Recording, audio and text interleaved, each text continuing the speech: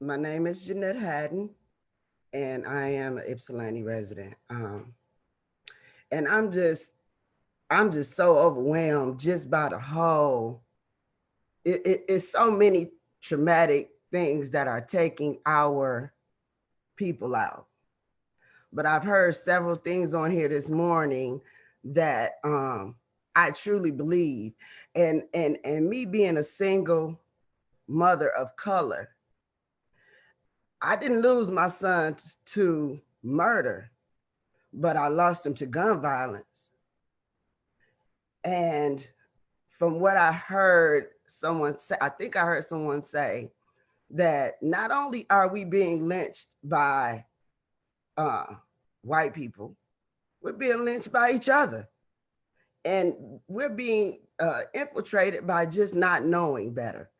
My son is getting ready to do 20 to 40 years in prison.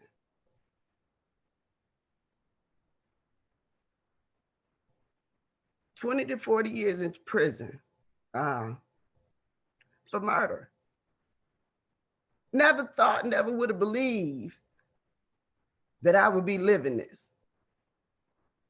But before that happened, I started being in the community because I watched a young man die in front of my house from gun violence right here.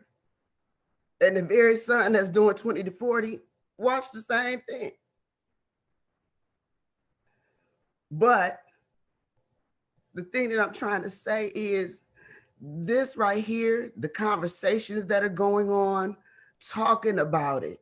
I think a young man said when his friends bring friends into the house, he speaks to them. That wasn't a small thing. That's a huge thing because I didn't have that in my house. I didn't know, I had no clue that these thoughts were going on in their minds, picking up guns. But it's all over the TV. It's all in the neighborhoods.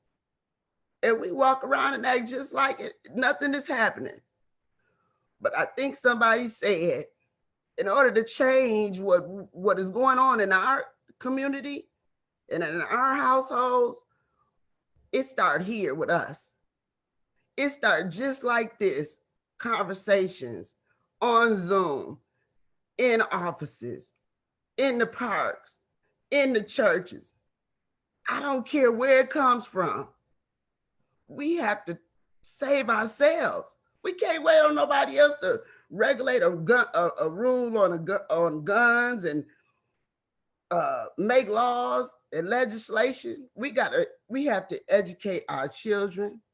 We have to educate and uplift one another. We have to stand up and shout to the rooftops. Because now I'm sitting around trying to figure out how I'm gonna get my son through a 20 to 40 year prison sentence, and I might not even live that long. We got to save our kids. We have to save ourselves. So I just want to thank everybody for giving me the opportunity to speak about that. And I